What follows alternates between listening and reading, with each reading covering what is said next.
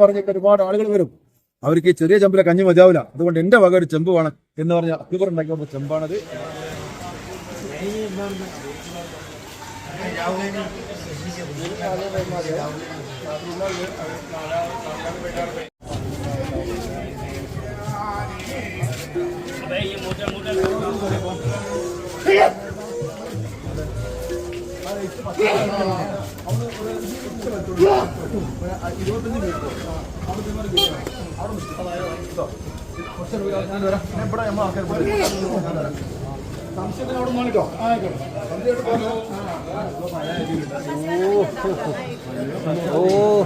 തിന്നാൻ പറ്റിയ സാധനം.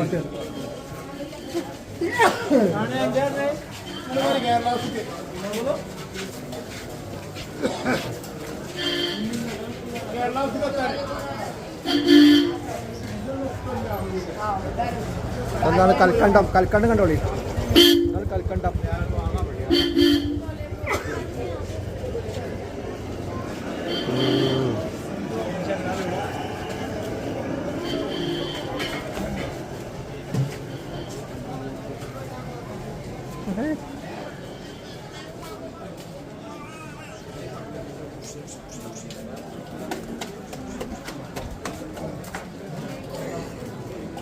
കേരള സർ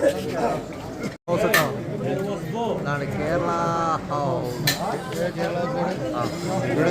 അതിൻ്റെ കേരളത്തിൽ ഹിന്ദിയിൽ എഴുതിച്ചു. അങ്ങനെ അവിടെ ഇംഗ്ലീഷിലും ഉണ്ട്, അത് ഇംഗ്ലീഷിലും ഉണ്ട് കേരള ഹൗസ്.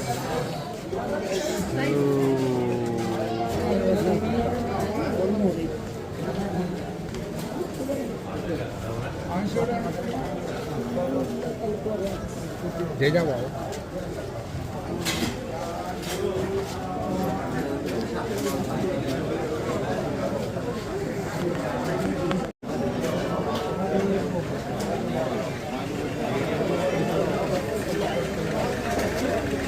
എന്തൊക്കെയാണ് കോഴി പൊരിച്ചത്, ഈ വെറൈറ്റി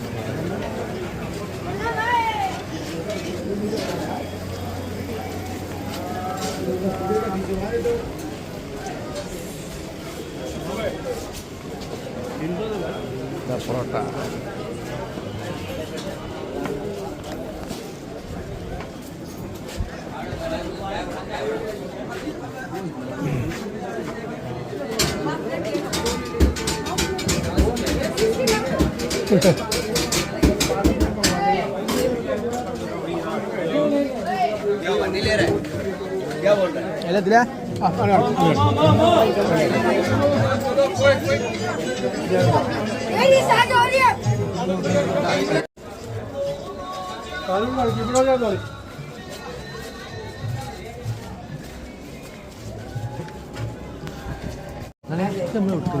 दिला തങ്ങളുണ്ട് അങ്ങനെ അജ്മീർ തങ്ങളെ. അപ്പൊ ഇവിടെ താമസിക്കും.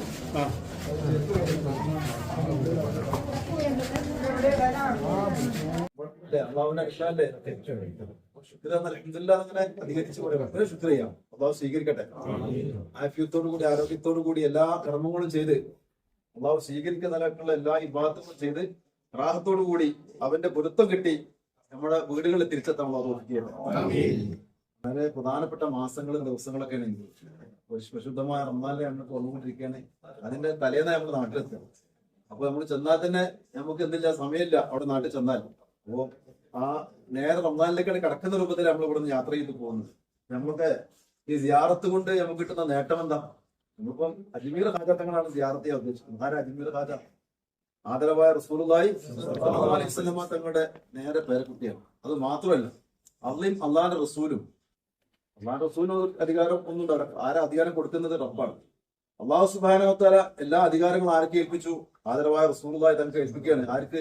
വലിയ പദവി നൽകാൻ വേണ്ടി അവിടുത്തെ പേരക്കുട്ടിയായ അള്ളാന്റെ റസൂലിന്റെ കുടുംബത്തിൽ നിന്ന് അള്ളാന്റെ റസൂൽ തെരഞ്ഞെടുക്കുകയാണ്. എല്ലാവരും സയ്യിദന്മാരാണ്, എല്ലാവർക്കും ഒരേ പവർ ഉണ്ടാവില്ല. വ്യത്യസ്തമായ ദർജയുള്ള പവറുള്ള ആളുകളെ, അതിൽ ഏറ്റവും പവർ കൂടിയ ആളെ തന്നെ ആദരവായ നബി തങ്ങള് തെരഞ്ഞെടുത്തുകൊണ്ട് ഇന്ത്യയിലേക്ക് പറഞ്ഞേക്കാണ്. ഇന്ത്യക്കാർക്ക് ഒരു രാജാവായിട്ട്, സുൽത്താനായിട്ട്. അത് 5 കൊല്ലത്തേക്കല്ല, ഖിയാമത്ത് വരെ ഇന്ത്യക്കാരുടെ നേതൃത്വം ഏൽപ്പിച്ചുകൊണ്ട് ആദരവായ റസൂലുള്ളാഹി സ്വല്ലല്ലാഹു അലൈഹി വസല്ലം പറഞ്ഞയച്ച മഹാനാണ് അജ്മീർ ഖാജ തങ്ങൾ. ആ മഹാനെ സിയാറത്ത് ചെയ്യുന്നവർക്ക് എന്തെല്ലാം നേട്ടങ്ങൾ കിട്ടുമോ അതൊക്കെ അള്ളാഹു നമുക്ക് നൽകുമാറാകട്ടെ. എന്തെല്ലാം തരാൻ അള്ളാഹ് ഉദ്ദേശിച്ചിട്ടുണ്ടോ അതൊക്കെ അള്ളാഹു നമുക്ക് നൽകുമാറാകട്ടെ. അപ്പൊ ഇവിടുന്ന് നമ്മൾ പോകുമ്പോ ഇല്ലേ, നമ്മള് ഉംറക്ക് ഉംറ പോകാൻ നമ്മൾ ആഗ്രഹിക്കും. ഉംറക്ക് നമ്മൾ പോയിട്ടുണ്ട്, അള്ളാഹു സ്വീകരിക്കട്ടെ. പോകാത്തവർക്ക് എത്രയും പെട്ടെന്ന് പോകാൻ തോപ്പിക്കട്ടെ. ഒരു ഉംറ കൊണ്ട് നമ്മൾ ഉദ്ദേശിക്കുന്നത് എന്താ? ഒരു ഉംറ കൊണ്ട് വലിയ അല്ലേ അള്ളാഹു ഇഷ്ടപ്പെട്ട യാത്രകളുടെ കൂട്ടത്തിൽ പ്രധാനപ്പെട്ട യാത്രയാണ് ഇത് ഉംറയും ഹജ്ജും ഒക്കെ. ഹജ്ജ് ഫർളാണ്, ഉംറ സുന്നത്തുമാണ്. അപ്പൊ എന്താണ് ഉംറ കൊണ്ട് ഉദ്ദേശിക്കുന്നത്? നമ്മൾ ചെയ്ത പാപങ്ങൾ പൊറുക്കപ്പെടണം അല്ലെ? വെറുതെ നമ്മൾ മക്കളെ കാണാൻ വേണ്ടിയാണ് പോകുന്നതല്ല. ആ ഒരു ഉദ്ദേശം എന്താണ്? ആ ഇഹ്റാമിൽ കയറിയോട് കൂടി അവൻ അള്ളാഹുവിന്റെ അതിഥിയാകും. ലബ്ബൈക് അല്ലാഹുമ്മ ലബ്ബൈക് ലബ്ബൈക് ലാ ശരീക ലക ലബ്ബൈക്. ആ നിയ്യത്ത പിന്നെ വരും, ആ തൽബിയത്ത പിന്നെ വരുന്നു. അപ്പൊ എന്താ? റബ്ബിന്റെ വിളിക്ക് ഉത്തരം നൽകി പോവാന്നുള്ളതാണ്. അപ്പൊ അവൻ ചെല്ലുമ്പോൾ റബ്ബ് അവന്റെ പാപങ്ങളൊക്കെ പുറത്തു കൊടുക്കുന്നതാണ്. ആ ഇഹ്റാമിൽ കയറി കഴിഞ്ഞാൽ അവൻ മരണപ്പെട്ടു കഴിഞ്ഞാൽ പോലും അവൻക്ക് വലിയ ഞാമത്തുകൾ കിട്ടുന്ന ഇത് ചെയ്യുന്നതിന് മുന്നേ തന്നെ. കാരണം നെയ്യത്ത് എന്തായി അതൊക്കെ നമുക്ക് ഇൻഷാ അല്ലാഹ് പിന്നീട് ചർച്ച ചെയ്യാം. അപ്പോ നമ്മള് വലിയൊരു യാത്ര വന്നു പറഞ്ഞാൽ ഇതിന്റെ ഉദ്ദേശം അജ്മീർ ഖാജാന തങ്ങളെ സിയാറത്ത് ചെയ്യലാണ്. പല ഉദ്ദേശങ്ങൾ നമുക്കുണ്ടാവും, പക്ഷെ അതിലൊക്കെ ഏറ്റവും വലിയ ഉദ്ദേശം എന്തായിരിക്കണം? നമ്മളെ സകല പാപങ്ങളും പൊറുക്കപ്പെടാനായിരിക്കണം. അള്ളാഹു തൗഫീഖ് ചെയ്യട്ടെ. സിയാറത്ത് ചെയ്ത് പോകുമ്പോ അല്ലെ, ഒരു മനുഷ്യൻ ഓന് നന്മ നരകും അതുപോലെ തന്നെ സ്വർഗം കിട്ടാനുള്ള കാരണം എന്താ? തിന്മ ഒന്നുമില്ല. പാപങ്ങൾ അള്ളാഹു പൊറുക്കപ്പെട്ട് കഴിഞ്ഞാൽ അവർക്ക് എന്താ പിന്നുള്ളത് അല്ലെ? പാപങ്ങൾ പൊറുക്കപ്പെട്ട പിന്നെ അവന്റെ മുന്നിൽ പിന്നെ എന്തില്ല? സ്വർഗം മാത്രമേ പ്രതിസന്ധി ഉള്ളൂ. സ്വർഗത്തിന്റെ വാതിലിന് കടക്കലും പണി മാത്രമേ ഉള്ളൂ. പാവമുള്ള ഒരാൾക്കാണെങ്കിലോ അവനക്ക് അതിന്റെ ഒരുപാട് പ്രതിസന്ധികളുണ്ട്. നരകത്തിലൊക്കെ ഒന്ന് കയറി ഇറങ്ങാനൊക്കെ ഉണ്ടാവും. അല്ലെങ്കിൽ അള്ളാഹ് പുറത്തരണം. അള്ളാഹ് നമുക്ക് പുറത്തട്ടെ. ഈ യാത്ര കാരണം നമുക്ക് അള്ളാഹ് ഒരുപാട് ഞാമത്ത് നൽകുമാറാകട്ടെ. സിയാറത്തിന് നമ്മൾ തങ്ങളാണ് കൊണ്ടുവരുന്നത്. ബഹുമാനപ്പെട്ട സയ്യിദ് അജ്മീർ ഖാജ തങ്ങളെ പരമ്പരയിൽപ്പെട്ട സയ്യിദ് ഫഖറുദ്ദീൻ ഹസൻ ഫഖരി ചിസ്തി തങ്ങൾ എന്നാണ് തങ്ങളുടെ പേര്. ചിസ്തിയാണ്, തിരിക്കത്തിലാണ്. ഖാജ തങ്ങളുടെ തിരിക്കത്ത് ചിസ്തിയാണ്. അതിന്റെ ആ പരമ്പര വരുന്ന ആളാണ് ബഹുമാനപ്പെട്ടവർ നമ്മൾ സിയാറത്തിന്. ഞാനോ ഈ എത്ര വലിയ പണ്ഡിതൻ വന്നാലും ഇവിടുന്ന് പുറത്തു പോയി ദ്വാരക്കാനേ പറ്റുള്ളൂ. മക്കാമിനുള്ളിൽ പോയി ദ്വാരക്കണമെങ്കിൽ ആര് വേണം? അവിടുത്തെ പേരക്കുട്ടികൾ വേണം. അപ്പൊ ആ തങ്ങളാണ് നമ്മളെ ഉള്ളിൽ കൊണ്ടുപോയി ദ്വാരക്കുക. അപ്പൊ എന്തെങ്കിലുമൊക്കെ നിങ്ങൾക്ക് നേർച്ച പൈസ അധികം എന്തെങ്കിലും കൊടുക്കാണ്ടെങ്കിൽ തങ്ങളെങ്കിൽ കൊടുക്കാനൊക്കെ എന്തെങ്കിലും പ്രയാസങ്ങൾ പറയാണ്ടെങ്കിൽ നമ്മൾ പാണക്കാടൊക്കെ പോയിട്ടുണ്ടോ ഒരാളുകൾ ഇല്ലേ? അവിടെ ചൊവ്വാഴ്ച ദിവസം പോയ എന്താ അവസ്ഥ? അങ്ങനെ വളഞ്ഞിക്കയ്യ. എന്നിട്ടോ എന്തെങ്കിലും ഒന്ന് പറയാൻ കഴിയൂല. പറഞ്ഞ അപ്പുറത്ത് മറ്റൊന്ന് ഇടിച്ച് കയറും. അതിനൊക്കെ കേട്ട തങ്ങൾ എന്തെങ്കിലും വരച്ചിരിക്കുക എന്ന പോലെ ബഹുമാനപ്പെട്ട ഖാജ തങ്ങളെ വലിയ അധികാരം നൽകിയ ആളുകളാണ് ഇവരൊക്കെ. എന്തെങ്കിലുമൊക്കെ പറയാണ്ടെങ്കിൽ ഇവർ ഇജാസിയത്തുള്ള ആളുകളായിരിക്കും. അപ്പൊ അവരിൽ നിന്നൊക്കെ എന്തെങ്കിലുമൊക്കെ നമുക്ക് തരും. എന്തെങ്കിലുമൊക്കെ നമുക്ക് പ്രയാസങ്ങൾക്ക് പ്രതിവിധി ഇവർ പറഞ്ഞു തരും. അത് നമ്മൾ ചെയ്താൽ നമുക്ക് അതുകൊണ്ട് വലിയ ഞാമത്ത് ഉണ്ടാവാറുണ്ട്. ഇൻഷാ അല്ലാഹ് നിങ്ങൾക്ക് വേണമെങ്കിൽ പറയാം. നേർച്ച പൈസ കൊണ്ടുവന്ന ആളുകൾ ഉണ്ടെങ്കിൽ തങ്ങളെടുത്ത് കൊടുക്കുക, അങ്ങനെ പ്രയാസങ്ങൾ പറയാം. ഇൻഷാ അല്ലാഹ് ഞാൻ ചുരുക്കി പറയാണ്, സമയം ദീർഘടക്കാം ആയതുകൊണ്ട്. അപ്പൊ ആദ്യം എന്തെങ്കിലും പെണ്ണുങ്ങൾ ഉണ്ടെങ്കിൽ വന്നോട്ടെ, എന്നിട്ട് ആണുങ്ങൾ എന്താക്കാം പറയാം. പെണ്ണുങ്ങൾ എടുത്തിട്ടില്ല, ആരും എടുത്തിട്ടില്ല. അപ്പൊ ഞാൻ പറഞ്ഞല്ലേ പോകുമ്പോ നേർച്ച പൈസ പുറപ്പടി പറഞ്ഞിരുന്നു. ആരും എടുത്തില്ല. നാളെ കൊടുത്താൽ ഇൻഷാ അല്ലാഹ്. കൊണ്ടുവന്നവരെ ഉണ്ടെങ്കിൽ കൊടുത്തോളി. ഇനി ഉണ്ടെങ്കിൽ പറഞ്ഞോളി. തങ്ങൾക്ക് പറഞ്ഞു സമയമില്ല.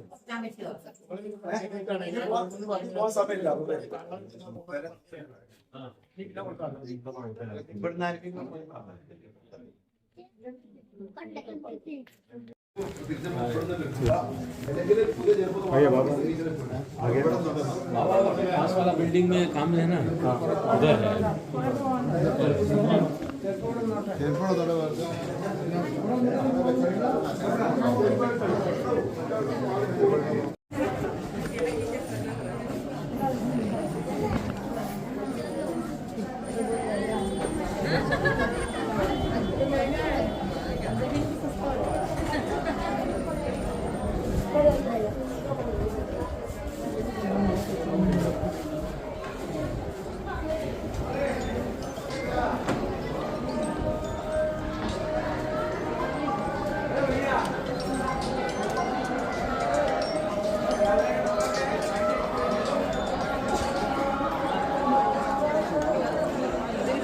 खत्म हो जाएगी, सही बता रहा हूँ। खींच करके अभी तो समझ नहीं आता।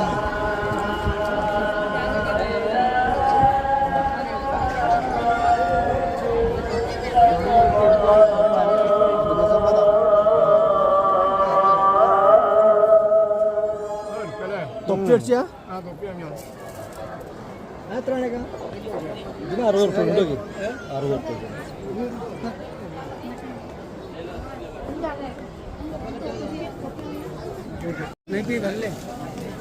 ദർഗന്റെ ഉള്ളിൽ എങ്ങനെയാണ് പോവുക? നിങ്ങൾ പൂവ് വാങ്ങും.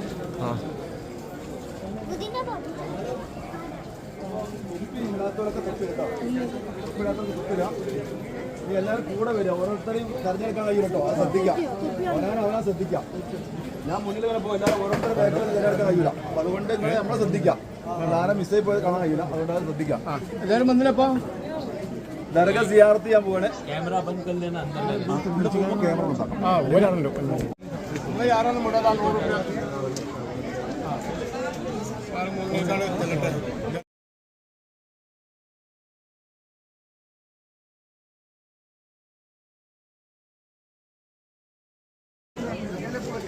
പോയിട്ട് എല്ലാവരും അപ്പുറം പോയി നമുക്ക് കമ്പനി വാങ്ങാൻ പറ്റില്ല.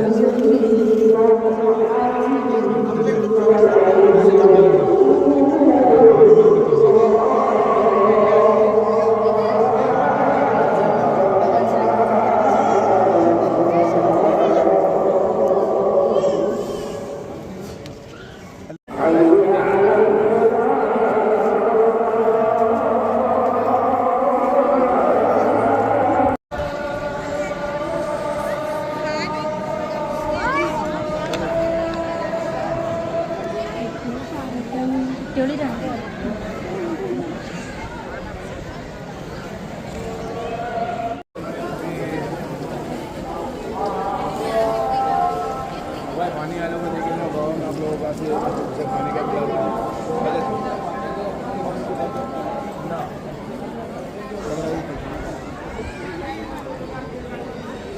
ദുആ ചെയ്തു, ഒക്കെ കഴിഞ്ഞ് അൽഹംദുലില്ലാഹ് സ്വീകരിക്കട്ടെ. അപ്പോൾ ഇനി നമുക്ക് തങ്ങളെ ബർക്കത്തിന് വേണ്ടി മക്കാമിൽ നിന്ന് പൂവ് തന്നിട്ടുണ്ട്, ഇതിനെക്കുറിച്ച് പറഞ്ഞുതരാം. അതിന് മുന്നേ അജ്മീറിലെ മഷൂറായ ചെമ്പിനെ കുറിച്ച് കേട്ടിട്ടുണ്ടോ? അജ്മീറിലെ പായസത്തിൽ ചെമ്പ് കുത്തി പായസത്തിന് വേണ്ടി ഇടുന്നോ? വലിയ ചെമ്പ്, അത് കാണാൻ താല്പര്യമുണ്ടോ? ഞാൻ ആദ്യം പോയി കണ്ടോളി, അതാണ് ആ ചെമ്പ്. അത് കയറി പോകാം, പക്ഷേ തിരക്കൂട്ടി കയറരുത്, ഇറങ്ങുമ്പോഴൊക്കെ ശ്രദ്ധിക്കുക. പിന്നെ ആരെങ്കിലും പൈസ ഇടാൻ നെയ്യത്തുണ്ടെങ്കിൽ തലവിയാണ് എടുത്ത്, അത് അവിടെ സമ്മതിക്കില്ല. നെയ്യത്തൊക്കെ ഇടുക, തലവിയ നമ്മുടെ നാട്ടിൽ ഇവിടെ അനുവദനീയമല്ല കേട്ടോ. അപ്പം അങ്ങനെ ആരെങ്കിലും വേണമെങ്കിൽ കയറിയിട്ട് ഇട്ടോളി. അത് മതി. ഇപ്പം ഞാൻ കണ്ടോളി, തിരക്ക് കണ്ടോളി, ചെമ്പ് കണ്ടോളി. കഴിഞ്ഞിട്ട് വരും കേട്ടോ. നമുക്ക് പൂവൊക്കെ ഉണ്ട്. ജമാഅത്ത് നിങ്ങൾ യാത്രക്കാരുണ്ട്, മാരി ബിസ്കച്ചോ അയ്യോ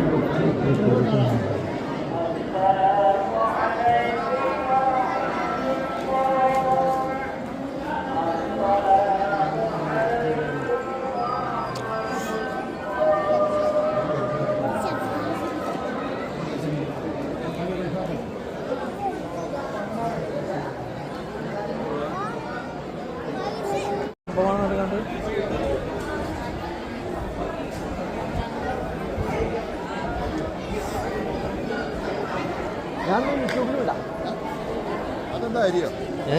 അരിയോ? ഏത് അരി എല്ലാം ഉണ്ട്. ഞാൻ അവിടെ പായസച്ചെമ്പ് അങ്ങോട്ട് പോണ്ടേ? ആ ബഹുമാനപ്പെട്ട ഖാജ തങ്ങളുടെ ഹദറത്തിന് തബറുക്കായി അവിടെ ഓരോരുത്തർ ഇഷ്ടം വെച്ച് ഓരോരുത്തരുടെ മുഹബത്തിന് വേണ്ടി ഇട്ട പൂവാണ്. തെരഞ്ഞെടുപ്പ് പൂവിടും, അത് ഇഷ്ടം വെച്ചിട്ടാണ്. പക്ഷെ അതിൻ്റെ ഉള്ളിൽ അത് മക്കാമിലേക്ക് വീണ് കഴിഞ്ഞാൽ പിന്നെ അത് വേറെ മുതലായിരുന്നു അല്ലേ? അങ്ങനല്ലേ നമ്മൾ പഠിച്ചില്ലേ? ബഹുമാനപ്പെട്ട യാക്കൂബ് നബി അലൈഹി സ്വലാത്തു അലൈഹി സ്വലാം അല്ലേ, അള്ളാന്റെ പ്രവാചകനാണ്. ആരാ യാക്കൂബ് നബി അലൈഹി സ്വലാം? ഇസ്ഹാഖ് നബി അലൈഹി സ്വലാമിന്റെ മകനാണ് ആര്? യാക്കൂബ് നബി അല്ലേ? യാക്കൂബ് നബിന്റെ മകനാണ് ബഹുമാനപ്പെട്ട യൂസുഫ് അലൈഹി സ്വലാത്തു അലൈഹി സ്വലാം. 2 ഭാര്യമാരുണ്ടായിരുന്നു ആർക്ക്? യാക്കൂബ് നബിക്ക്. രണ്ടാമത്തെ ഭാര്യയിലുണ്ടായ മകൻ യൂസുഫ് അലൈഹി സ്വലാത്തു അലൈഹി സ്വലാമിനെ മൂത്ത ജ്യേഷ്ഠന്മാര് ആദ്യത്തെ ഭാര്യയുടെ ജ്യേഷ്ഠന്മാരെന്താക്കി അപായപ്പെടുത്താൻ വേണ്ടി ഒറ്റക്കെട്ടി കൊണ്ടിടുക. എന്നിട്ട് ചെന്നായി പിടിച്ചു എന്ന് കളവെന്ന് പറഞ്ഞു. ബഹുമാനപ്പെട്ട യൂസുഫ് അലൈഹി സ്വലാം മരിച്ചിട്ടില്ലാന്ന് ഇബ്രാഹിം ഇസ്ലാം എന്ന് ആരറിയിച്ചു? ബഹുമാനപ്പെട്ട യാക്കൂബ് നബി അറിയിച്ചു അല്ലേ? പക്ഷെ മകനെ കാണാതെ വല്ലാതെ പ്രയാസപ്പെട്ടു. അങ്ങനെ എത്ര ഇഷ്ടമായിരുന്നു ആരോട്? യൂസുഫ് അലൈഹി സ്വലാം ചരിത്രം നമുക്ക് അറിയില്ലേ? അല്ലേ? അപ്പൊ ആ യൂസുഫ് നബി ഇസ്ലാം കാണാതായി കരഞ്ഞ് സങ്കടപ്പെട്ട് കരഞ്ഞ് കണ്ണിന്റെ കാഴ്ച ആര് നഷ്ടപ്പെട്ടു? ബഹുമാനപ്പെട്ട യാക്കൂബ് നബി ഇസ്ലാമിന് നഷ്ടപ്പെടുകയും കുറെ കാലം കഴിഞ്ഞപ്പോ വാപ്പാന്റെ കണ്ണിന് കാഴ്ച മകനെ കാണാത്ത വിഷമം കൊണ്ട് സംഭവിച്ചു എന്ന് മകൻ ബഹുമാനപ്പെട്ട യൂസുഫ് നബി ഇസ്ലാം അറിഞ്ഞ സമയത്ത് എന്താക്കി അവിടെ ഒരു കമീസ് കൊടുത്തേക്ക്, ഇട്ട കുപ്പായ ഊരി കൊടുത്തേക്ക് വാപ്പാക്ക്, ഞാൻ ജീവിച്ചിരിപ്പുണ്ട് എന്നുള്ള വിവരം ആരറിയിക്കണം? എന്റെ വാപ്പാനെ. അതുകൊണ്ട് ഇത് നിങ്ങൾ കൊടുക്കണം. ആരാ? അള്ളാന്റെ രണ്ടും അള്ളാന്റെ റസൂലുമാരാണ്, അല്ലേ? നബിമാരാണ് രണ്ടാളും. ആരും ചെറുതല്ല, ആരും വലുതല്ല. എന്നാൽ ബഹുമാനപ്പെട്ട മകന്റെ കുപ്പായം കയ്യിൽ കിട്ടി അത് മുഖത്തിട്ടപ്പോ വാപ്പാന്റെ കണ്ണിന്റെ നഷ്ടപ്പെട്ട കാഴ്ച തിരിച്ചു കിട്ടിയതാ. ചരിത്രം ഖുർആൻ പറഞ്ഞതാണ്. അത് ഞാനും നിങ്ങളൊന്നും അല്ലെങ്കിൽ ഉസ്താദ്മാരൊന്നും പറഞ്ഞല്ല, അല്ലേ? അപ്പൊ അതുപോലെ തന്നെ ഇത് ബഹുമാനപ്പെട്ട മഹാന്റെ ഖബറിന്റെ മുകളിൽ പോകുമ്പോൾ സാധാരണ ഒരു പൂവായിരുന്നു. സാധാരണ ഒരു ഇപ്പൊ അതിന്റെ മുകളിൽ ഇരുന്നപ്പോ എന്തായി? നമുക്കുള്ള തങ്ങൾ അവിടുന്ന് വാരുമ്പോ നമുക്ക് ഇതൊരു മരുന്നായിട്ടാണ് വാരി തരുന്നത്. അള്ളാഹു നമുക്കുള്ള രോഗങ്ങളെ ഷിഫാക്കി തരണം. ഇത് എന്തുദ്ദേശം വെച്ച് കഴിക്കുന്നവരുടെ രോഗങ്ങളൊക്കെ അള്ളാഹു ഷിഫാക്കട്ടെ. പിന്നെ ചെമ്പ് നമ്മൾ കണ്ടല്ലോ. ഞാൻ വലിയൊരു നീട്ടിപ്പോയി ചരിത്രം ഒന്നും പറയുന്നില്ല. എന്നാൽ എല്ലാവരും വിശന്നിക്കുകയാണ്, എനിക്കറിയാം. അപ്പം ഭക്ഷണം കഴിക്കാം. ഇവിടെ 5 മിനിറ്റ് കൊണ്ട് ഞാൻ എന്റെ പരിപാടി നിർത്തും. എന്നിട്ട് ഇന്ന് ഒരു പരിപാടിയും ഇല്ല. നാളെ രാവിലെ എല്ലാവരും ഉണ്ടല്ലോ അല്ലേ? രാവിലെ 8 മണിക്ക് 7 മണിക്ക് നിങ്ങൾ ചായ കുടിച്ച് റെഡിയാണ്. 8 മണിക്ക് നമുക്ക് വണ്ടി അവിടെ ഏൽപ്പിച്ചിട്ടുണ്ട്. നാളെ വെള്ളിയാഴ്ച രാവാണ്, വ്യാഴാഴ്ചയാണ്. ഒരുപാട് മഹാന്മാരെ സിയാറത്ത് ചെയ്യാണ്ട്, ഇവിടെ തന്നെ ഒരുപാട് സ്ഥലങ്ങൾ സിയാറത്തൊക്കെ ചെയ്യാണ്ട്, അതിനൊക്കെ നമുക്ക് പോകണമെങ്കിൽ അത് രാവിലെ തന്നെ തയ്യാറാവണം. ഇന്ന് നിങ്ങൾക്ക് ഒരു പരിപാടി തരുന്നത് രാത്രി ഇന്ന് യാത്ര ക്ഷീണം, കിടന്നുറങ്ങുക, റെസ്റ്റ് എടുക്കുക. നാളെ രാവിലെ ആരും കാത്തുക്കൂല. സമയം 8 മണിയാകുമ്പോൾ നമ്മൾ വണ്ടി പോകും. അപ്പൊ ഉള്ളവരൊക്കെ ഉണ്ടാവും. ഓ വന്നില്ല ഓനെ തെരഞ്ഞു പണക്കൂല. 8 മണിക്ക് നിങ്ങൾ റൂമിന്റെ താഴത്തിറങ്ങി നിൽക്കണം. നിങ്ങളെ റൂമിൽ താഴത്തിറങ്ങിക്കണം. അവിടെ നിന്നാല് ചായക്ക് കുടിച്ച് കഴിയണം. പിന്നെ ചായ എടുക്കാൻ സമയം തരില്ല കേട്ടോ. അപ്പൊ ഇൻഷാ അല്ലാഹ് നാളെ സൽവാറിലേക്ക് ഖാജ തങ്ങളുടെ മൂത്ത മകൻ ഖാജ ഫഖറുദ്ദീൻ തങ്ങളുടെ മക്കാമ് സിയാറത്തിനാണ് പോവാ. അപ്പൊ അതിന് മുന്നേ രാവിലെ ഇവിടെ വന്നു കഴിഞ്ഞാൽ കഞ്ഞിണ്ട്. അപ്പൊ അതിനെ കുറിച്ചാണ് ഇപ്പൊ പറയാൻ പോകുന്നത്. അത് നിങ്ങളൊന്ന് ശ്രദ്ധിക്കാം. അപ്പോ അജ്മീർ ഖാജ തങ്ങൾ വഫാത്തായിട്ട് 813 വർഷമായി. 13 വർഷം അറബ് കലണ്ടർ പ്രകാരം. നമ്മളത് 10 ദിവസം കുറവാണ്, അല്ലേ? അറബ് കലണ്ടറിൽ 10 ദിവസം കുറവാണ് ഇംഗ്ലീഷ് കലണ്ടറിനെക്കാട്ടി. അപ്പൊ അങ്ങനെ 813 വർഷം ആയി ബഹുമാനപ്പെട്ട വഫാത്തായിട്ട്. ഇന്ത്യയിൽ വന്നിട്ട് ഏകദേശം 870 വർഷമായി ആര് ഖാജ വന്നിട്ട് ഇന്ത്യയിൽ വന്നിട്ട്. ബഹുമാനപ്പെട്ടവര് ഈ രാജ്യക്കാരനല്ല, ഇറാഖുകാരനായിരുന്നു. ഇറാഖിലെ സഞ്ചരി എന്ന നാട്ടിൽ അവിടുന്ന് വന്ന ആളാണ് ബഹുമാനപ്പെട്ടവർ. അതൊക്കെ ചരിത്രങ്ങൾ പിന്നെ പറയും. 800 വർഷമായി ഇവിടെ വന്ന് വഫാത്തായിട്ട്. അങ്ങനെ അജ്മീർ ഖാജ തങ്ങൾ അന്ന് മുതൽ ഇവിടെ അത്ഭുതങ്ങളെ കാണിച്ചിരുന്ന മഹാനാണ്. അതൊക്കെ നമുക്ക് നേരിട്ട് പോയി കാണാൻ കഴിയുന്നതൊക്കെ കാണിച്ചു. അങ്ങനെ ഒരുപാട് അത്ഭുതങ്ങൾ കാണിച്ചു. അങ്ങനെ പിന്നീട് ഖാജ തങ്ങളുടെ പിൻകാലഘട്ടങ്ങളിൽ വഫാത്തിന് ശേഷം ഇവിടെ രാജ്യം 900 വർഷക്കാലം ഇസ്ലാമിക റിപ്പബ്ലിക് ആയിരുന്നു. മുസ്ലിം ഭരണാധികാരികൾ ഭരിച്ചു ഇല്ല 900 വർഷക്കാലം. അതിൽ ആദ്യത്തെ ഭരണാധികാരി ആരാണ്? ഇന്ത്യയിൽ ആദ്യത്തെ മുസ്ലിം ഭരണാധികാരി ആരാണ്? ഇന്ത്യയിൽ ആദ്യത്തെ മുസ്ലിം ഭരണാധികാരി ആരാന്നറിയോ? ഇവരൊക്കെ 400 കൊല്ലായിട്ടുള്ളൂ. 900 വർഷം മുന്നേ ഇന്ത്യയിലെ ആദ്യത്തെ, ഞാനിപ്പോ നേരം വയ്ക്കുന്ന സമയം പോകുന്നതുകൊണ്ട് പറയാം, തന്നെ പറയാം. ബഹുമാനപ്പെട്ട സയ്യിദ് ഇബ്രാഹിം ബാദിഷാ റളിയല്ലാഹു അൻഹു, ഏർവാടി അധിവിഷമം കൊള്ളുന്ന ഖുത്ബ് സുൽത്താൻ സയ്യിദ് ഇബ്രാഹിം ബാദിഷാ തങ്ങളാണ് ആദ്യമായി ഇന്ത്യയിലേക്ക് ആദരവായ റസൂലുള്ളാഹി സ്വല്ലല്ലാഹു അലൈഹി വസല്ലം തങ്ങൾ 900 വർഷങ്ങൾക്ക് മുന്നേ ഇന്ത്യയിലേക്ക് പറഞ്ഞ ആദ്യത്തെ മുസ്ലിം ഭരണാധികാരി. അദ്ദേഹം സിന്ധിലേക്കാണ് വന്നത്. സിന്ധ് എന്ന് പറഞ്ഞാൽ എവിടെ? അല്ല, നമ്മൾ നിൽക്കുന്ന സിന്ധില. ഗുജറാത്തിൽ നിന്ന് രാവിലെ ട്രെയിൻ ഇറങ്ങിയില്ലേ? അവിടെ അഹമ്മദാബാദ്, ഗുജറാത്ത്.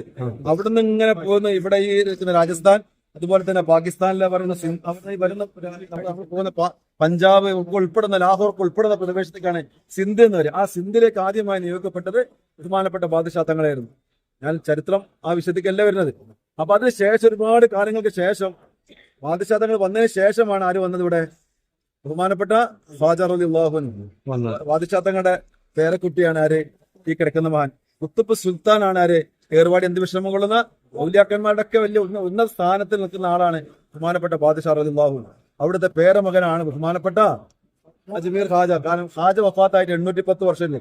ഇബ്രാഹിം ബാദുഷാ തങ്ങൾ വഫാത്തായിട്ട് 863 വർഷമായി. എത്ര വർഷമായി? 863. മനസ്സിലായല്ലോ? അപ്പൊ അങ്ങനെ ഇതിന് മുൻഗാമിയാണ് ബഹുമാനപ്പെട്ടവർ. പിന്നീടാണ് മുഹമ്മദ് ഗോറി, അലാവുദ്ദീൻ ഖിൽജി, അതുപോലെ തന്നെ ഇൽത്തുമിഷ് പോലുള്ള ഒരുപാട് രാജാക്കന്മാർ വന്നത്. അതിന് ശേഷമാണ്, അതിനൊക്കെ ശേഷം 300-400 കൊല്ലം കഴിഞ്ഞ ശേഷമാണ് ആര്? ബാബർ ചക്രവർത്തി, മുഗൾ രാജാക്കന്മാർ വരുന്നത്. ആദ്യത്തെ മുഗൾ രാജാവ് ബാബറാണ്. അങ്ങനെ പിന്നീട് അദ്ദേഹത്തിന്റെ മക്കൾ വന്നു. അക്ബർ ചക്രവർത്തി വന്നു.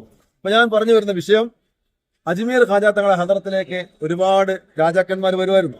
അവരൊക്കെ ഓരോ കാര്യങ്ങൾ ഇവിടെ ചെയ്തു വെച്ച് പോയിട്ടുണ്ട്. അക്ബറുമായിട്ടും ഷാജഹാനായിട്ടും അങ്ങനെ വലിയ വലിയ രാജാക്കന്മാരൊക്കെ പല അവരുടേതായ ഓരോരോ കാര്യങ്ങൾ ഇവിടെ ചെയ്തു വെച്ച് പോയിട്ടുണ്ട്.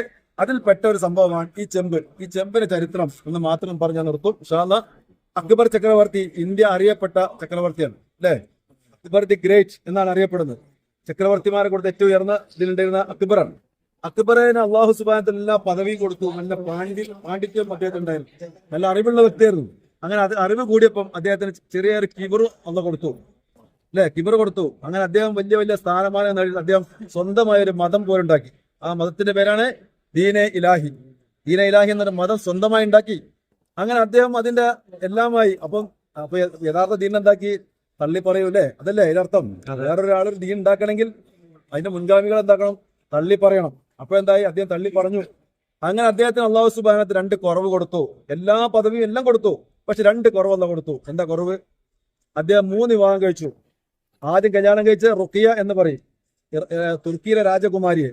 തുർക്കി എന്ന് പറഞ്ഞാൽ ഒട്ടാമൻ സാമ്രാജ്യത്തില് ലോകം അല്ലെ സൂര്യൻ അസ്തമിക്കാത്ത സാമ്രാജ്യത്തിന്റെ അവിടുത്തെ ഒട്ടാമൻ സാമ്രാജ്യത്തിന്റെ രാജകുമാരിയെ റുഖിയെ കല്യാണം കഴിച്ചു. മക്കളുണ്ടായില്ല.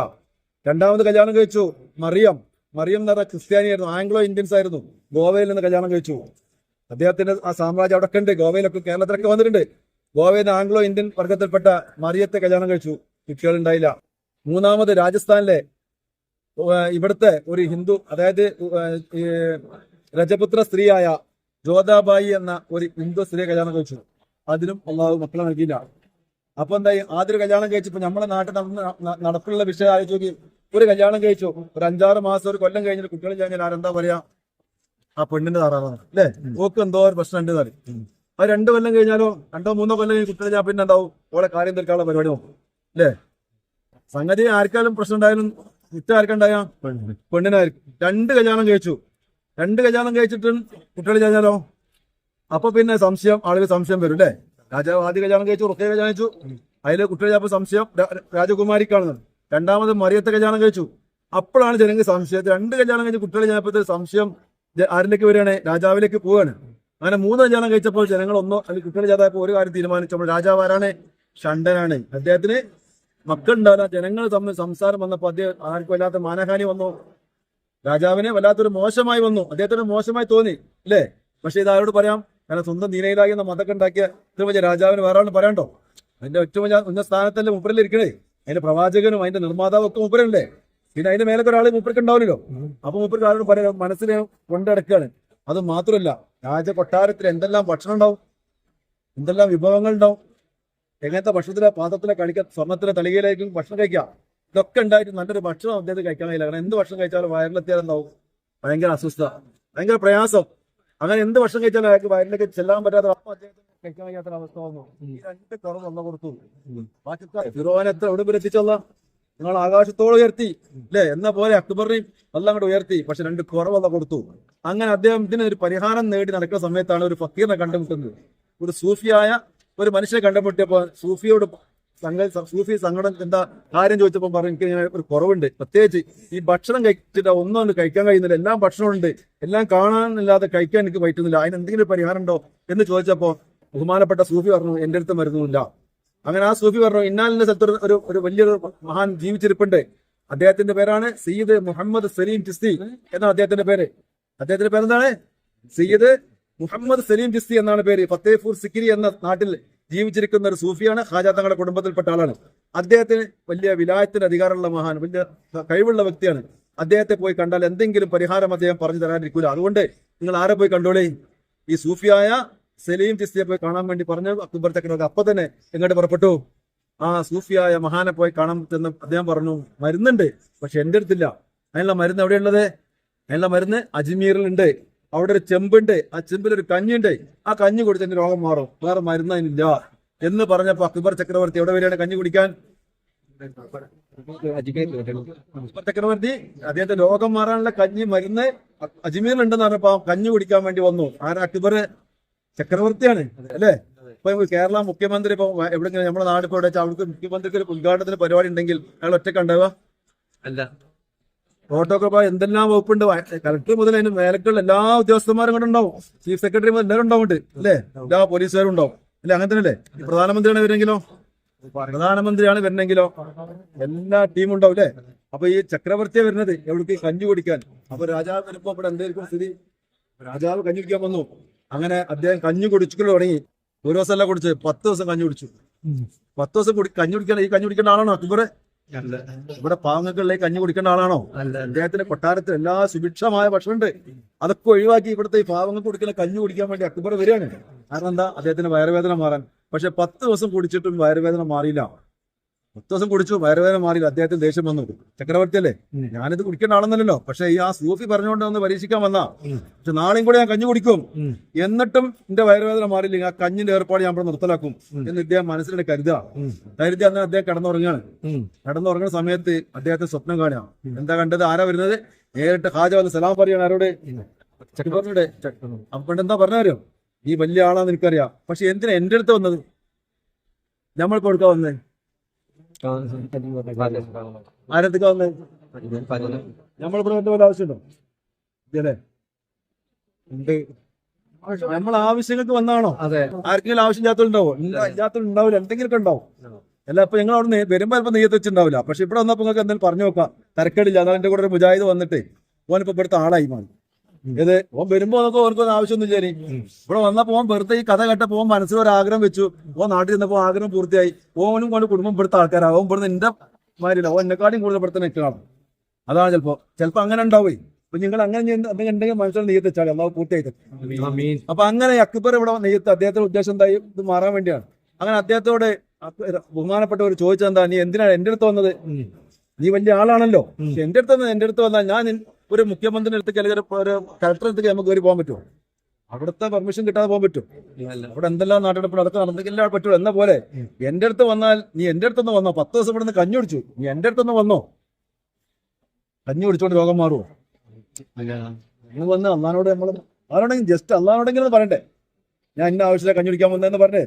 അതൊന്നും ഇല്ല. മൂപ്പര് അങ്ങനെ രാജാവെന്ന നിലക്ക് കഞ്ഞി അങ്ങനെ കുടിച്ചു, 10 ദിവസം കുടിച്ചു, മാറിയില്ല. അതൊക്കെ അറിഞ്ഞ് സലാം പറഞ്ഞ് മൂപ്പര് ബഹുമാനപ്പെട്ടവരെ മറിഞ്ഞുപോയി. അങ്ങനെ ഇയാളെ പെട്ടെന്ന് സ്വപ്നത്ത് ഉണർന്ന് അദ്ദേഹം വാല് തുറന്ന് പുറത്ത് നോക്കുമ്പോ ഇയാളെ കൂടെ ആർക്കണം? വലിയ സൈന്യം ഉണ്ടാവൂലേ, ചക്രവർത്തി അല്ലേ, എല്ലാ ആളുകളും ഉണ്ടാവും, ഉദ്യോഗസ്ഥന്മാരൊക്കെ ഉണ്ടാവും, ഇവരൊക്കെ ഇവിടെ ഉണ്ട്. അപ്പോഴാണ് മൂപ്പർ ചോദിക്കുക, എന്താണ് ഇവിടെ നടക്കുന്നത്? ഇത് ലാഗായി തോന്നുന്നുണ്ടോ ഞാൻ പറഞ്ഞത്? ഞാൻ ഇവരെ പറയേണ്ട ആവശ്യമില്ല, വളരെ ചുരുക്കിയത് ആ ചെമ്പ് തന്ന് മാത്രം പറഞ്ഞാൽ വിശദീകരിച്ച് മനസ്സിലായിക്കോട്ടെ വെച്ചിട്ടാണ്. അപ്പൊ ചോദിച്ചു, എങ്ങനെ ഇവിടെ കാര്യങ്ങൾ നടക്കുന്നത്? അപ്പോഴാണ് ആര് ചോദിക്കുന്നത്? ചക്രവർത്തി ചോദിക്കുന്നത്. അവിടുത്തെ കൂടെ വന്ന ആളുകൾ കിങ്കരമായിട്ട് ചോദിക്കും. അപ്പം പറഞ്ഞു, ഇവിടെ ഞാൻ എന്നും കഞ്ഞി ഉണ്ടാക്കുന്നത് ബഹുമാനപ്പെട്ട ഹാജത്തിന് ജീവിച്ചിരിക്കുന്ന അന്ന് തുടങ്ങിയ കഞ്ഞി വെപ്പാണ്. ഇപ്പം 1000-600-500 കൊല്ലം പോലായി. ഒരുപാട് ആളുകൾ ഇവിടെ ഉണ്ടാക്കുന്ന കഞ്ഞിയിൽ പകുതി മുക്കാൽ ആര് കൊണ്ടുപോകണേ? ഈ കഞ്ഞി ആർക്ക് ഉണ്ടാക്കുന്ന കഞ്ഞിയാണ്? ഇവിടുത്തെ സാധുക്കളായ ആളുകൾക്ക്. നിങ്ങൾക്ക് എത്ര വയസ്സായി? ഇത് വയസ്സ് കൂടിയ ആളാരാ? അപ്പൊ നിങ്ങൾക്ക് എത്ര വയസ്സ് വേണ്ടിപ്പാ? 7 വയസ്സായി. നിങ്ങളെ കുട്ടിക്കാലത്ത് നാട്ടിൽ നല്ല ചോറ് കിട്ടുമോ? ചെറുപ്പത്തിൽ അന്ന് കൂലി, പണിയെടുത്ത കൂലി എന്താ? നെല്ല് അല്ലേ? അങ്ങനല്ലേ? നമ്മളൊക്കെ ചെറുപ്പം, എന്റെ ഓർമ്മ ഉണ്ട്, എന്റെ വല്യപ്പ കൊടുത്ത് പണിയെടുത്ത് കൂലി നെല്ലാം കൊടുക്കല്. അന്ന് പണിക്ക് ഭക്ഷണത്തിന് വേണ്ടിയ ജോലി ചെയ്യല് അല്ലേ? ഇന്ന് നമുക്ക് വീടുണ്ടാക്കണം, കാറ് വാങ്ങണം, അതിനാ നമ്മൾ ജോലി ചെയ്യുന്നത്. അന്ന് ഭക്ഷണത്തിന് അന്ന് പട്ടിണിയാണ്. അന്ന് ധനികന്മാരുടെ വീട്ടിൽ മാത്രമേ ഭക്ഷണം ഉണ്ടാവുള്ളൂ. എന്നാൽ 500 വർഷമില്ല, 900 വർഷം മുന്നേ അജ്മീർ ഖാജ തങ്ങൾ 2 നേരം ഭക്ഷണം വിളമ്പി കൊടുക്കുക ജനങ്ങൾ, പാവങ്ങൾക്ക് ഫ്രീ ആയി കൊടുക്കുകയാണ്. ആ കഞ്ഞിയിലാണ് ഈ വരുന്ന കഞ്ഞി പകുതി മുക്കാൽ ആര് കൊണ്ടുവന്നത്? ഈ രാജ. അപ്പൊ ഇവിടെ ഈ ഉണ്ടാക്കുന്ന ഭക്ഷണം കുറവ് വരികയാണ്. ആർക്ക് കിട്ടുന്നില്ല? കിട്ടേണ്ടവർക്ക് കിട്ടുന്നില്ല. രാജാവിന് ഭക്ഷണത്തിന്റെ കുറവുകളാണല്ല. പക്ഷെ രാജാവിനെ കുറിച്ച് മനസ്സിലാക്കിയില്ല, അതുകൊണ്ടൊന്നും വൈകി രോഗം മാറാൻ. അങ്ങനെ രാജാവ് ഇതൊക്കെ ചോദിച്ച് മനസ്സിലാക്കിയപ്പോൾ അദ്ദേഹം ഒന്നും മിണ്ടില്ല, ഒക്കെ മനസ്സിലാക്കി. അദ്ദേഹം സുബഹി ബാങ്ക് കൊടുക്കുന്നതിന് മുന്നേ മാറ്റി ഡ്രസ്സ് മാറി ഇവിടെ വന്നു നോക്കുമ്പോൾ സാധുക്കളായ ആളുകൾ വരിക്ക് നിൽക്കുകയാണ്. അപ്പൊ മൂപ്പര് മാറി നോക്കിയപ്പോ എന്താണ്? ഈ രാജാവിനുള്ള ഭക്ഷണം ഉണ്ടാക്കുന്ന ഭക്ഷണത്തിൽ പകുതി മുക്കാൽ ആർക്ക് കൊണ്ടുപോകണേ? രാജാവിനാണ്. രാജാവിനെ കൊണ്ടുപോയി സാധുക്കൾക്ക് ഭക്ഷണം കിട്ടുന്നില്ല. അത് വല്ലാതെ ആർക്ക് വേദന ഉണ്ടാക്കി? രാജാവിന് വേദന ഉണ്ടായി. കുറഞ്ഞ നേരം കൊണ്ട് ആർക്കും കാര്യം മനസ്സിലായതാണ്. അപ്പൊ ഇതിന് കാരണം ഞാൻ തന്നെയാണെന്നുള്ള അദ്ദേഹത്തിന് മനസ്സിലായി. അങ്ങനെ രാജാവിന് മാറി നിൽക്കാൻ പറഞ്ഞു വന്നവരോട്, നിങ്ങൾ മാറി നിൽക്കും, എന്നിട്ട് ഈ സാധുക്കൾ ഭക്ഷണം വാങ്ങട്ടെ, എന്നിട്ട് ഞാൻ വാങ്ങി കുടിക്കട്ടെ. അങ്ങനെ സാധുക്കളൊക്കെ പറഞ്ഞയച്ചു, ഭക്ഷണം വാങ്ങി കുടിച്ചു. അവർക്ക് വയറ് മാറിയപ്പോ രാജാവും ചെന്ന് എങ്ങനെയാ കുടിക്കുന്നത്? അതുപോലെ കയ്യിൽ അന്ന് പാത്രം ഒന്നും ഉണ്ടാവില്ല, കയ്യിലേക്കാണ് കഞ്ഞി, ചൂടുള്ള കഞ്ഞി കൈ കുമ്പിളിലേക്ക് ഒഴിച്ചു കൊടുക്കും. അല്ലേ? പണ്ട് നമ്മുടെ നാട്ടിലേക്ക് എങ്ങനെയാ കഞ്ഞി? ഇലയിലല്ലേ? ഞാൻ കണ്ടിട്ടുണ്ട്. അപ്പൊ അതേപോലെയാണ് കൊടുക്കല്. അപ്പൊ അന്ന് ഇവിടെ കയ്യിലാ കൊടുക്കുക ചൂടുള്ള കഞ്ഞി. ഈ കഞ്ഞി ഒഴിച്ചു കൊടുത്തു. രാജാവും ആ വർക്കത്തോടു കൂടി ബിസ്മിയിൽ കുടിച്ചോടുകൂടി അദ്ദേഹത്തിന്റെ വയറുവേദന മാറിയെന്നാണ്.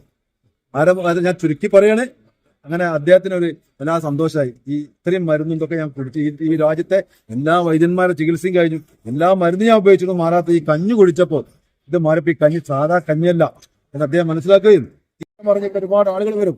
അവർക്ക് ഈ ചെറിയ ചെമ്പിലെ കഞ്ഞി മതിയാവില്ല, അതുകൊണ്ട് എന്റെ വക ഒരു ചെമ്പ് വേണം എന്ന് പറഞ്ഞ അക്ബർ ഉണ്ടാക്കി വന്ന ചെമ്പാണത്. 400 വർഷമായത്. മനസ്സിലായി? അപ്പൊ നിങ്ങൾക്ക് ആ കാര്യം മനസ്സിലായല്ലോ. ഇവിടെ ഒരു കഞ്ഞിണ്ട്. ഇപ്പൊ ഈ പറഞ്ഞു വന്നതിന് ഒരു കാരണം അതും കൂടെയാണ്. ഇവിടെ ഒരു കഞ്ഞിണ്ട്. ആ കഞ്ഞി ബർക്കത്തുള്ള കഞ്ഞിയാണ്. അത് സാധാരണക്കാരനെ വിശപ്പിനെ കുടിക്കുന്നവർക്ക് വിശപ്പ് മാറും. മരുന്നാണ്. വൃത്തപ്പത്തിൽ പെട്ടല്ലോ അല്ലെ, മനസ്സിലായി കാണുമായിരിക്കും. അത് രാവിലെ സുബൈ വാങ്ങി കൊടുക്കുമ്പോൾ കൊടുക്കും. സുബൈ വാങ്ങി കൊടുത്ത കൂടെ ഇവിടെ കൊടുക്കും. നമ്മളിപ്പോ കടന്നല്ലേ, ചെരുപ്പ് കഴിച്ചിട്ട് കടന്ന് ഗേറ്റിൽ കാണുന്നില്ലേ, അവിടെ കൊടുക്കും. ഇപ്പൊ രാവിലെ കഞ്ഞി വേണ്ടവര് രാവിലെ 5:30 മണിക്ക് അല്ല 6 മണിക്ക് കൊടുത്തിക്കോളാം. 6 മണിക്ക് അല്ലെങ്കിൽ 5:45 കൊടുക്കാൻ തുടങ്ങും. അപ്പൊ നേരത്തെ വന്നാലേ കഞ്ഞി കുടിക്കാം. ഓരോരുത്തർക്കും കഞ്ഞി കുടിക്കാം, എത്ര വേണമെങ്കിലും കുടിക്കാം. കവറ് അത് വേസ്റ്റ് ആണ്. നിങ്ങൾക്ക് ഓരോരുത്തർ വന്നാല് ഒരു പാത്രം ഉണ്ടെങ്കിൽ റൂമിൽ ഇരിക്കുന്നവർക്ക് കൊണ്ടുപോകണമെങ്കിൽ എന്തെങ്കിലും പാത്രത്തിൽ കൊണ്ടുപോയി അതും വേസ്റ്റ് ആക്കരുത്. ഇതിനൊന്നും വലിയ ഡിമാൻഡുള്ള സാധനമാണ്. ഒരു തുള്ളി നമ്മൾ വേസ്റ്റ് ആക്കിയാൽ ഉത്തരം നമ്മൾ ഇവിടെ പറഞ്ഞിട്ടേ പോകും, എല്ലാം വിടൂല. അപ്പൊ നമ്മൾ ആവശ്യമുള്ളത് മാത്രമേ കൊണ്ടുപോകും. വീട്ടിൽ എല്ലാവർക്കും ഇവിടെ ഇപ്പോഴത്തെ കഞ്ഞി ഉണ്ടെങ്കിൽ അവിടെ കേടുത്ത് കളയരുത്. പാത്രം ഇവിടെ നിന്ന് കുടിക്കാൻ ഒരു ഇപ്പോഴത്തെ ക്ലാസ് കിട്ടും. അവിടെ ക്ലാസ് കിട്ടും. ആ ക്ലാസ്സിൽ വാങ്ങി കുടിക്കുക. നിങ്ങൾക്ക് എത്ര വേണം കിട്ടും ആ കുടിക്കുന്ന സമയത്ത് കേട്ടോ. അപ്പൊ ആ സമയത്ത് അത് ഉപയോഗപ്പെടുത്തുക ഇൻഷാ അല്ലാ. പിന്നെ ഞാൻ പറഞ്ഞല്ലോ, അപ്പൊ അത് നിങ്ങൾക്ക് മനസ്സിലായിക്കാണും. നാളെ ഇനിയിപ്പോ നമുക്ക് പോകുന്നിടത്തും ഒരുപാട് ചരിത്രങ്ങളുണ്ട്. നാളെയും മറ്റന്നാളും ഫുള്ള് ചരിത്രങ്ങളാണ് ഉണ്ടാകുക.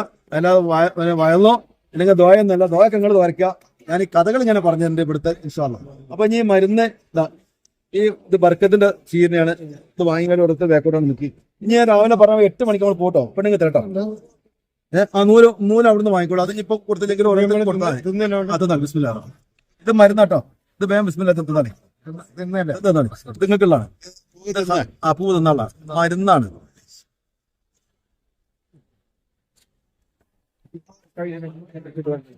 കഴിച്ചത് ഇപ്പത്തെ തൊളിട്ടാണ് കഴിഞ്ഞത്. ഇത് കഴിഞ്ഞല്ലേ പാപ്പാന്റെ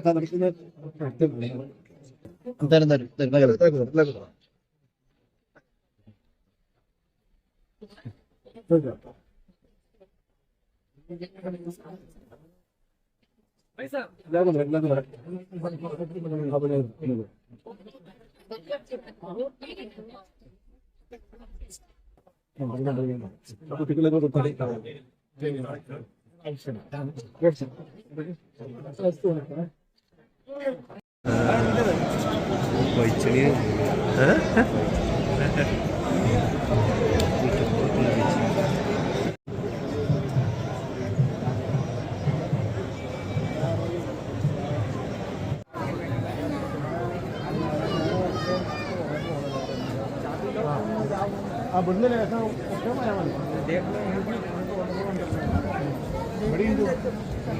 നമ്മളെ റൂമിന്റെ അടുത്തുണ്ട്.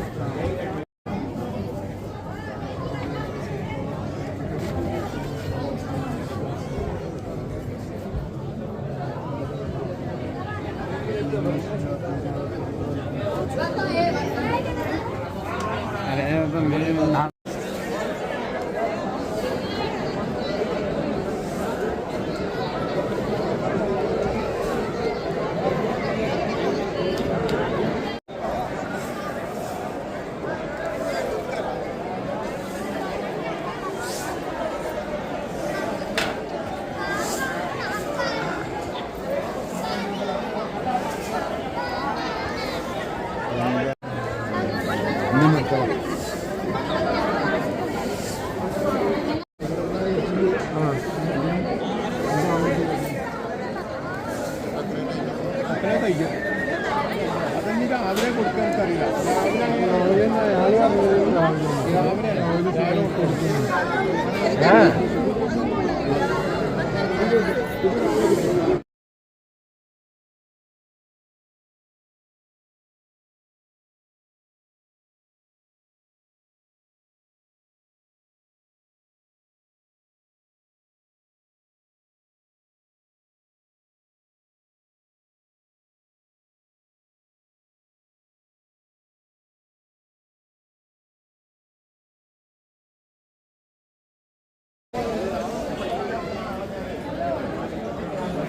ഭാഗമാണ് കേട്ടോ.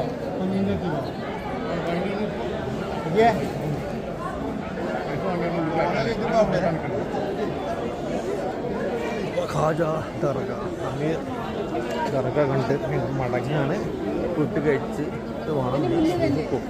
രാവിലെ സുബഹിക്ക് പിന്നെ ഇവിടുത്തെ കഞ്ഞി ഉണ്ട് കേട്ടോ. ആ കഞ്ഞിൻ്റെ മഹത്വമൊക്കെ പറഞ്ഞ് നിങ്ങൾ കേട്ടില്ല. അപ്പോൾ ആ കഞ്ഞി കുടിക്കാൻ വേണ്ടിയായിരുന്നു സുബൈമാൻ കൊടുക്കും ഇവിടെ.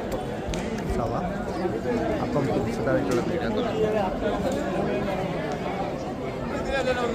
അപ്പുറത്തോടെ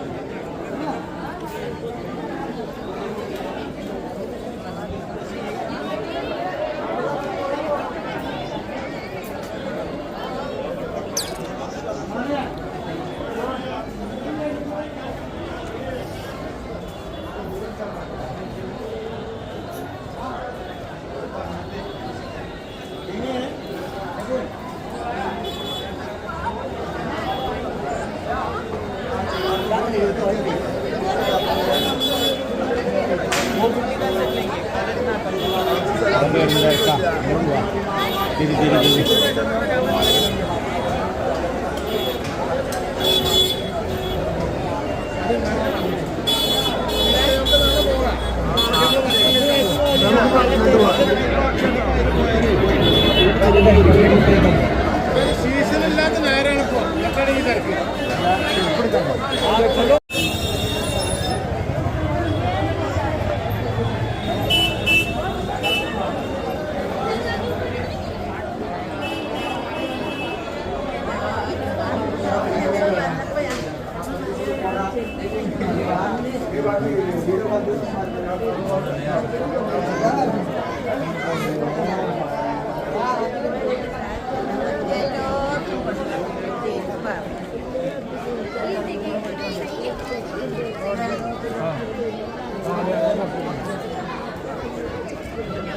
നമ്മളിത് ആരും ഉണ്ടാവും ഒരതിലെ പോണേറ്റ ഓലിതിലേ പോണേ അനന്തപുരി അതിലേ പോണത് തണ്ടപ്പിടി ഓൽക്ക് പച്ചവെള്ളം പോലെ ഓല് വന്നോളും. ഓൽക്ക് അറിയും. ആ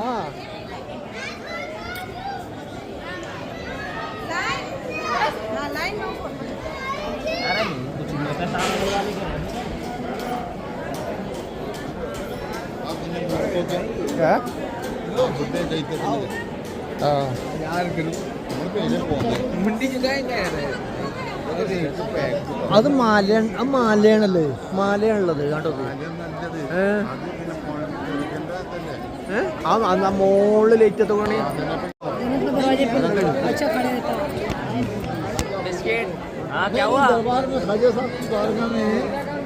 बोलो ना खाजा आपको खुश रखे, आबाद रखे और बड़ी नमाज आपको रोजी रोजगार से नवाजे और बड़ी नमाज देखो आड़ गए ठंड दिन में धीरे धीरे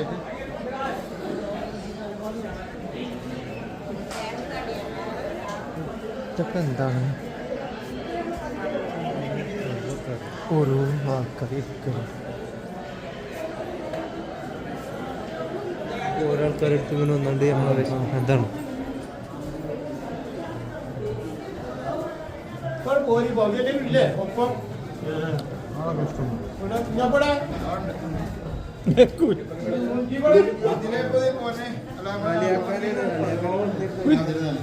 അനിങ്ങ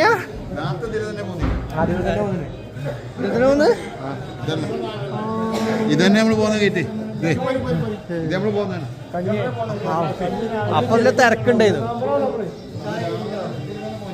അപ്പൊ അതില് തിരക്കുണ്ടായിരുന്നില്ലേ?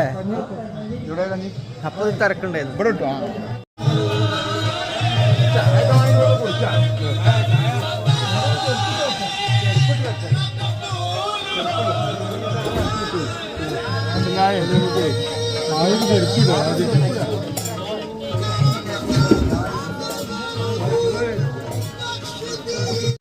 മലയാളി ഹോട്ടൽ നമ്മളെ ബറക്കാത്ത് hotel ബർക്കാത്തോ?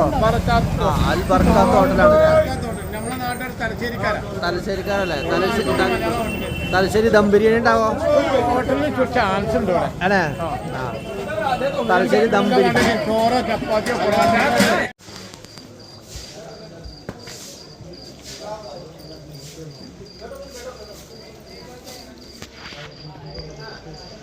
Hãy subscribe cho kênh Ghiền Mì Gõ để không bỏ lỡ những video hấp dẫn. ഒന്നോ ഒന്നോ ഇതാണ് ആ സാധനം അല്ലേ?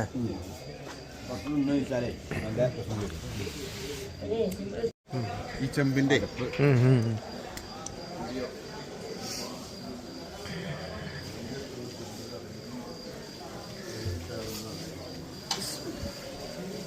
वो खत्म हो गया।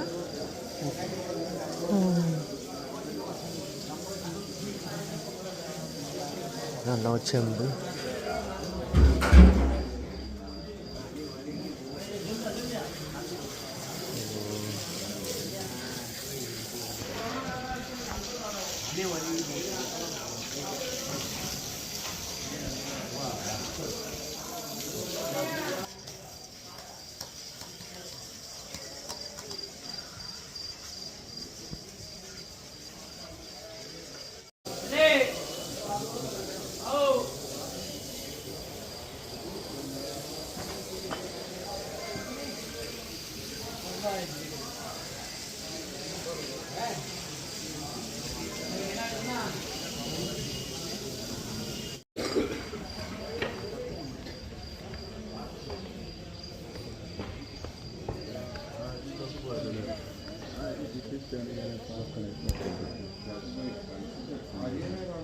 എന്നിട്ട് അഞ്ഞൂറിലോട്ടൊക്കെ പോയിക്കുന്നു. ഇതൊക്കെ പോയല്ലോ. ആകെ കൊണ്ടിരിക്കുന്നു. വലിയോട്ടൊക്കെ എടുത്തു.